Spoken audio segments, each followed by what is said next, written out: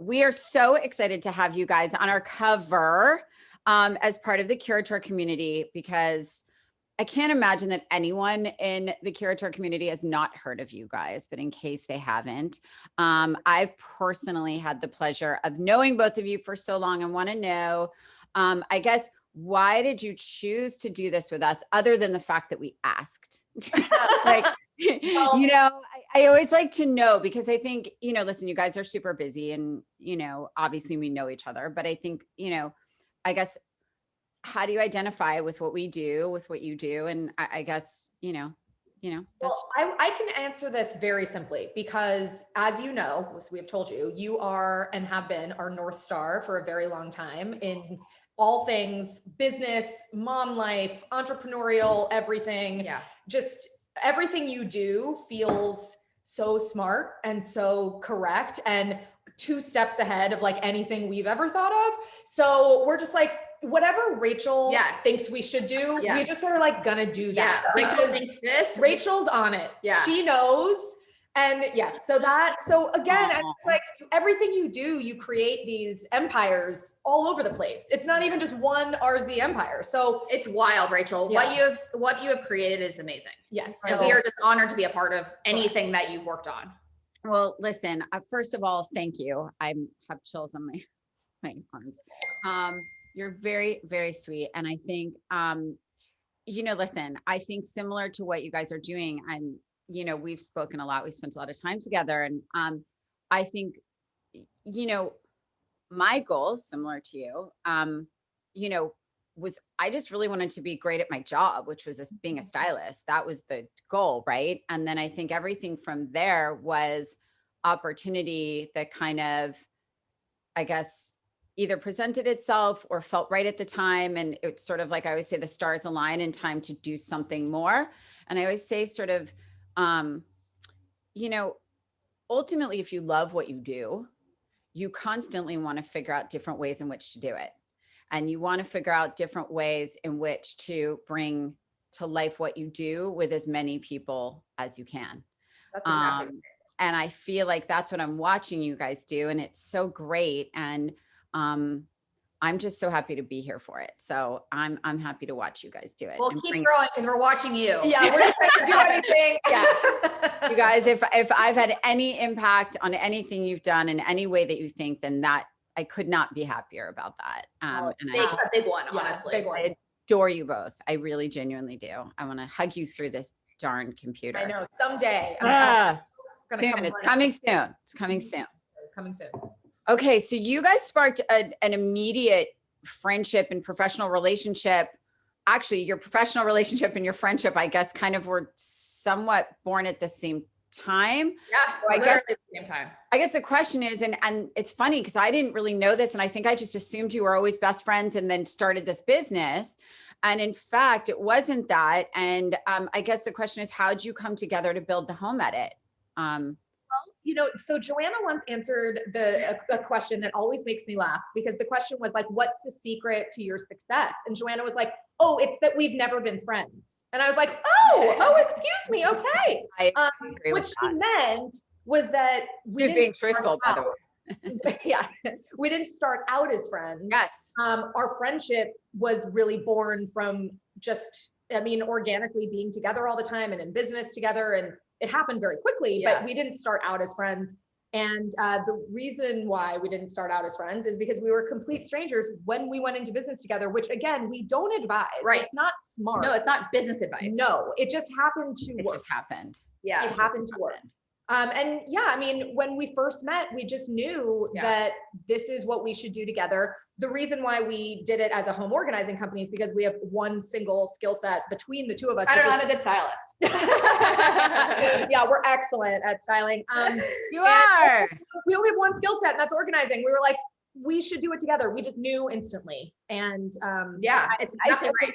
So here's the thing that's interesting about that. So when I think about this now, as I'm sitting here talking about it and like processing it, it's very funny because I have always been a bit adverse to starting a business with a friend. And again, we've talked about it. I never had like a styling partner, and I've seen successful styling partners, but I've also seen a lot of styling partners break up tragically.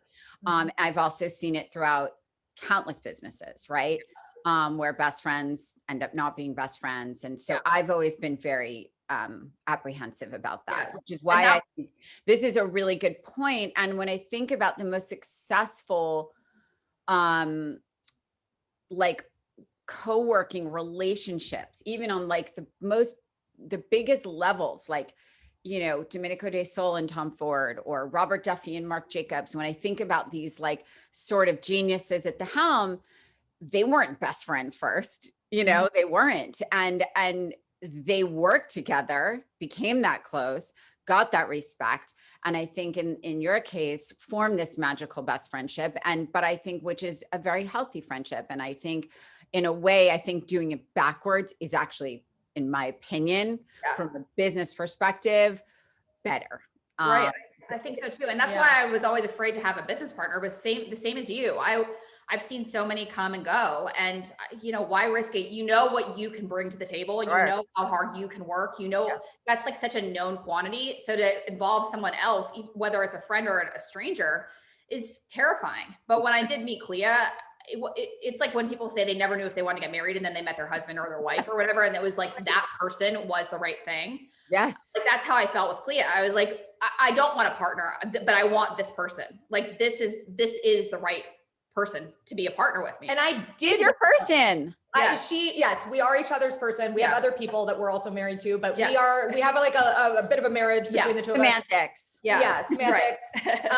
But yeah, I did want a business partner, and I'm just very glad that Joanna came around to the notion and accepted that I was right.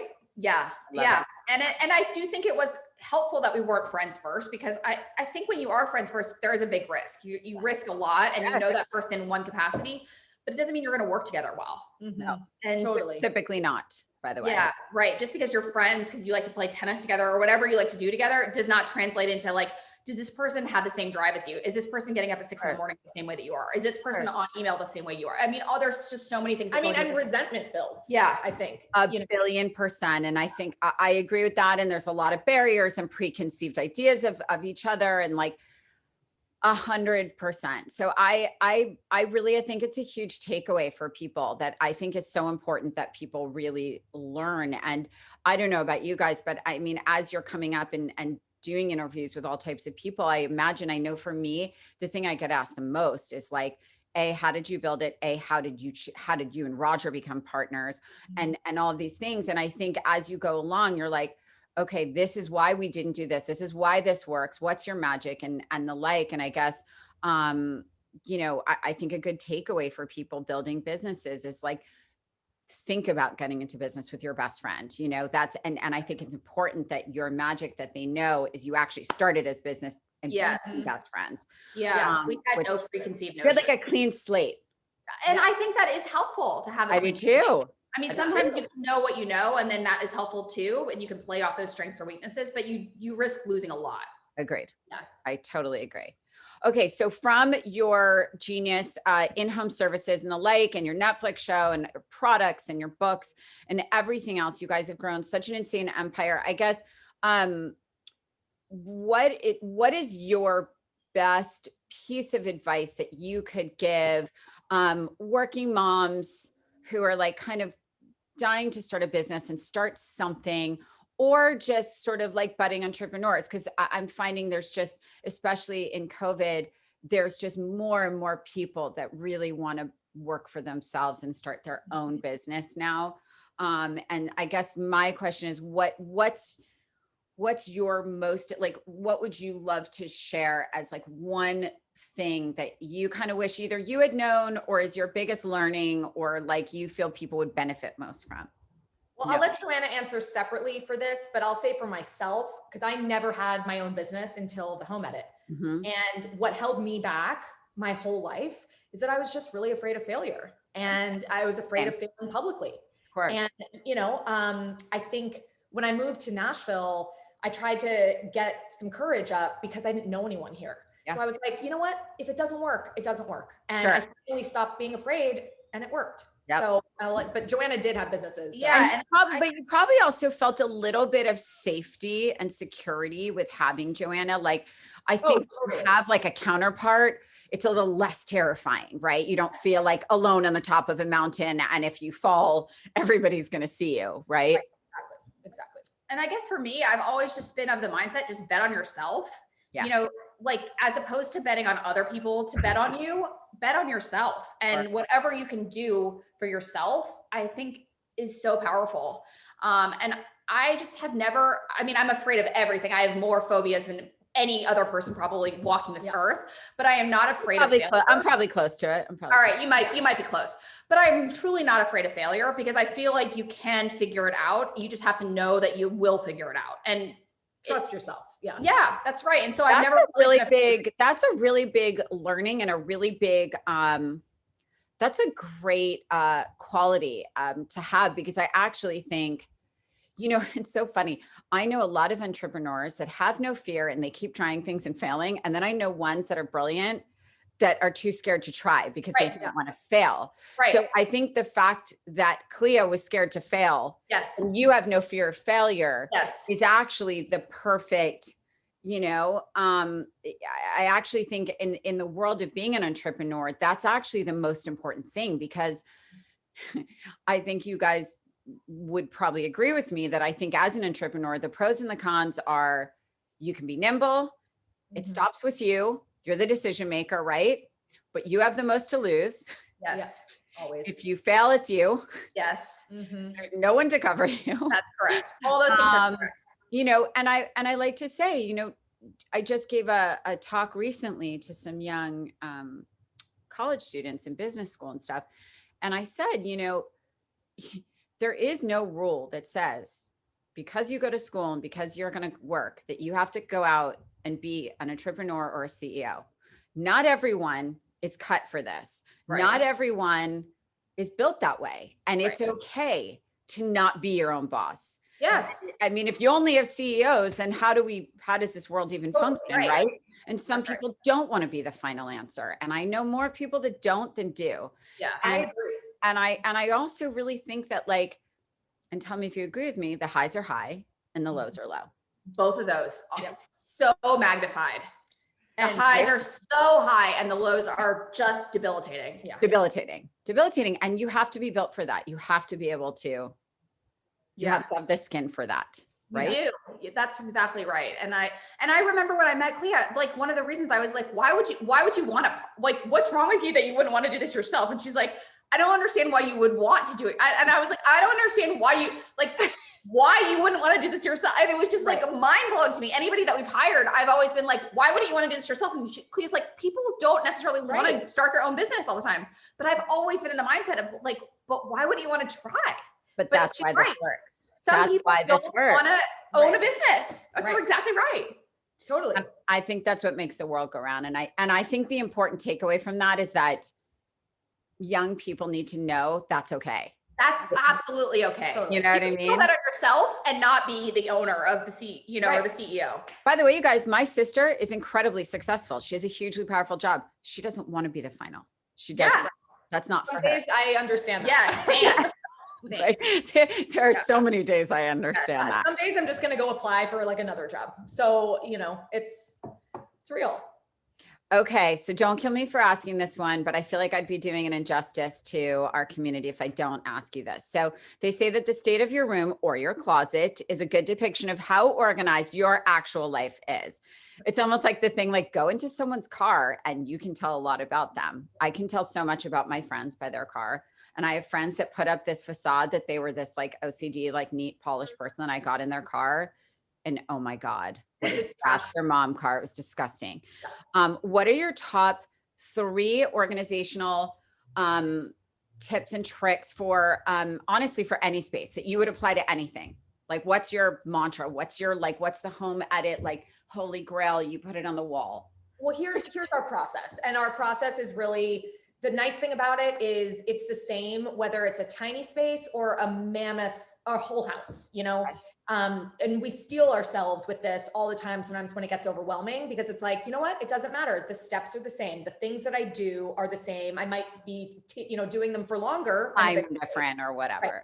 Right. So the first thing we always tell people, you cannot skip the edit part of any organizing project. You can't skip the edit. Rachel, I know.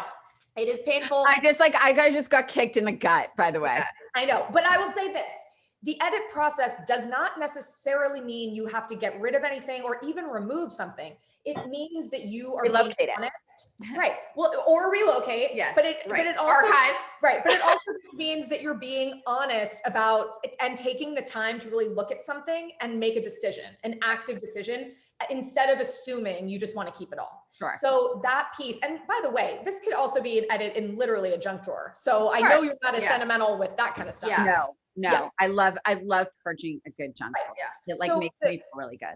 That is a really important process. We always say the edit is so critical. We put it in our name. And the next thing that is also really important in the process is you want to think about categories. Yeah. Like-minded items are together. Mm-hmm. Like items are always together. And, sometimes we play around with the categories. Like if the category isn't coming together correctly, like if we feel like we're being too granular, you kind of take the umbrella higher. Right. So if you're organizing in a pantry, don't make a mac and cheese bin, just make like a dinner bin or a meals bin, something that kind of makes more sense and, helps you generally keep it up. Sure. And then the third principle for us is containment.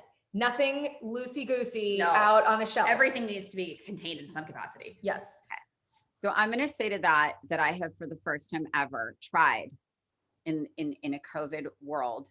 I have very late night tried to organize my pantry in my new home, kind of how you guys do it. It is nowhere near there. And when you get here post-COVID, you're going to redo the whole thing anyway. Okay. I got really upset about all the mismatched packages and different pasta types and different cereals and all that stuff. And I was going crazy. And I was like, okay, containers, okay, labels, okay, all that stuff. Yeah. How important is color coding to you guys? Because I know it is important, but for civilians like me, how important is color coding? Well, color coding is all right, it's beautiful. Of course, we love it. It makes us happy, but it is actually a functional system for organizing. Right. It's a label. It's one system. Yes, it's a label. So, in a closet, if you're getting dressed and you feel like wearing a navy top, you just go to the navy section and you know where it is, you know where to put things, you know where to find things and put them away. You don't have to rifle through everything on the rack. Right. It really is a functional organizing principle that also is really beautiful, which is kind of our entire mantra. Set up a smart system and make it look really aesthetically pleasing. So color over category. Category first, and then color. Color is because color is part of the labeling system. Right. And that was my question. Do jackets, so jacket section color coded, pants section color. So everything in a category. So category, then color. That's right. That's right.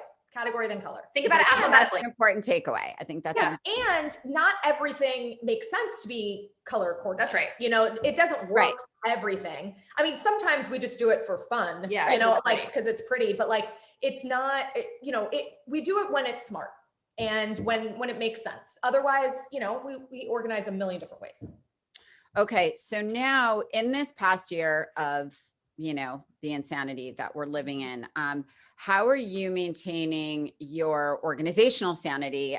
Spending so much time at home, meaning, are you finding that your personal spaces are kind of more important to you now than they've ever been? And have you I find myself kind of restyling things all the time. Are you doing that? Even just my bookshelves, I'm constantly I don't like that one. I don't like the way that color, are you doing that more and more now? Oh, crazy. Yes. I can't even imagine. And I think part of it too is we're just staring at everything. Yeah, so I know. So I think if it was normal life and we were traveling a lot and things wouldn't start to get on my nerves quite so much. Now you're it's just staring you in the face 24 hours a day. Yeah. Totally. I'm always tinkering. Yeah, I'm me too. Me too. Occupational hazard, but it's nonstop. See, I call mine psychostylist disease. We have to sort of come up with something for you guys because I have to come up with a good, I'll just start I'm talking to somebody and I'll just start tweaking them. And I'm like, oh my God, literally haunt me forever. Right. God. Okay, so two more, and I'm going to let you guys be free. In your, I guess, professional opinion and personal opinion, like what makes a house a home? Because I find I have conflicting parts of me. So I really do like, despite the fact that I am a collector and I have a lot of stuff, very admittedly and humiliatingly. Pretty Um, beautiful.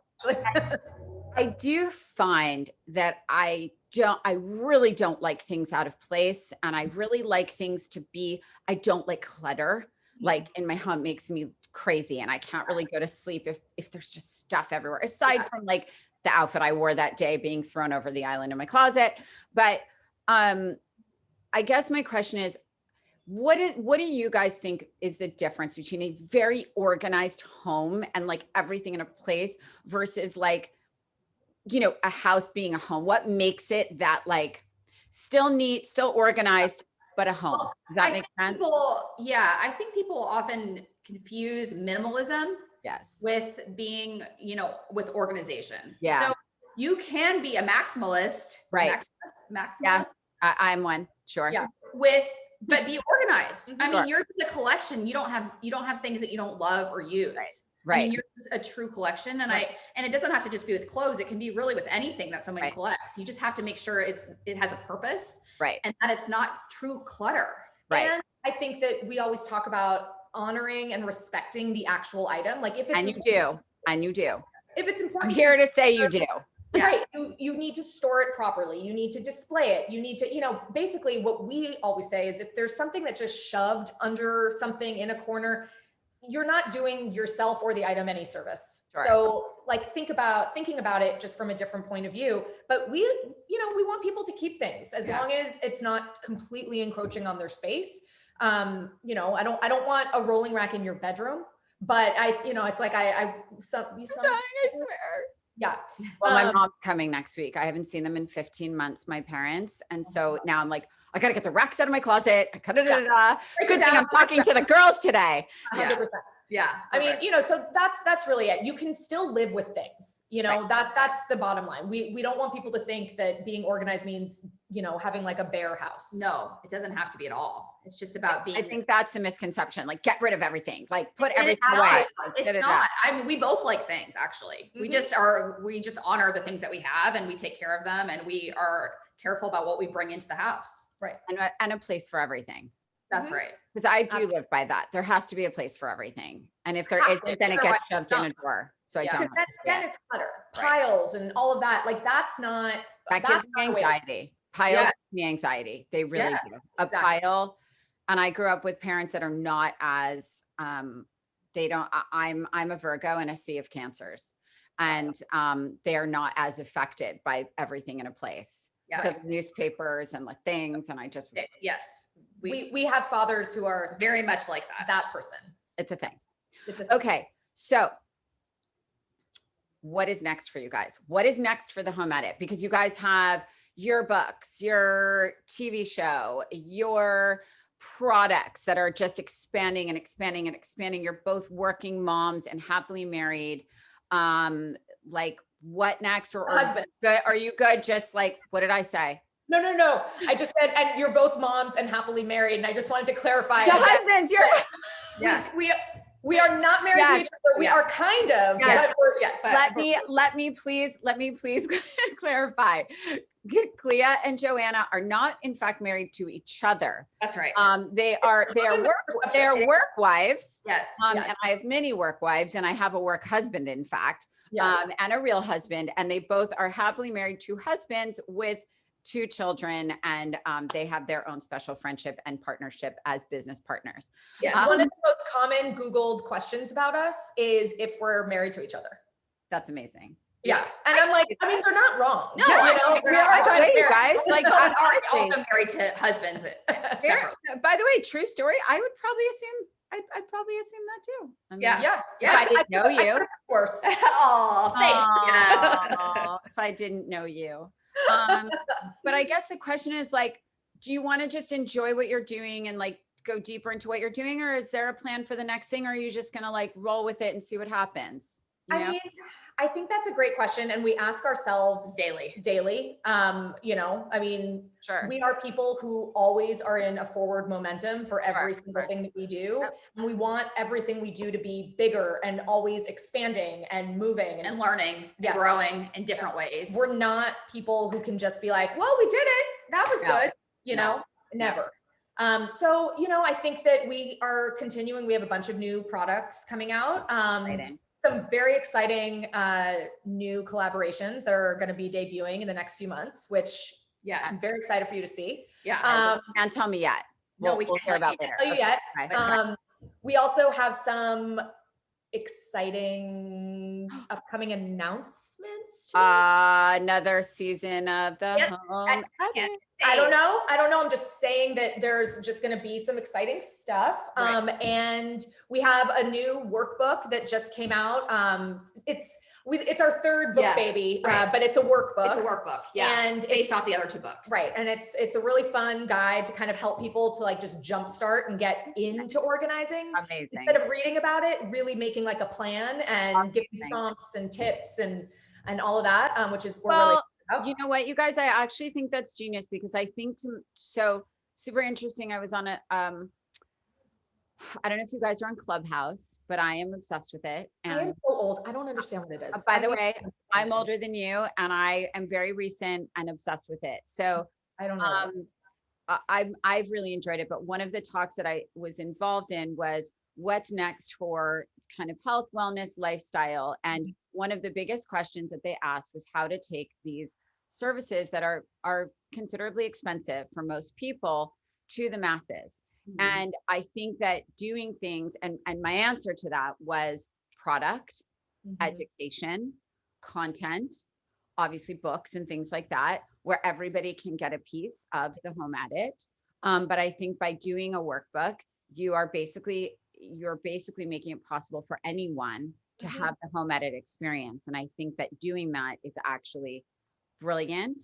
And I think will help so many people. So I think that's such a good idea. I think our goal really is to democratize home organization. Of course. And allow it, you know, we have so many different forms of things. You know, we have a blog that's free with all sorts of tips. You know, go on our Instagram and try and replicate something.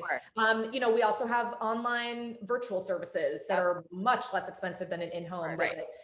You know, we want everyone to be able to get organized, or they can just watch our show. You know, accessibility. I mean, that's you want to be accessible to as many people as possible. I mean, and by the way, that's why we launched CURATEUR, because I wanted to figure out how I could actually style and touch as many women as possible. But I love what you're doing, and I'm so excited. I'm really excited to see what's next.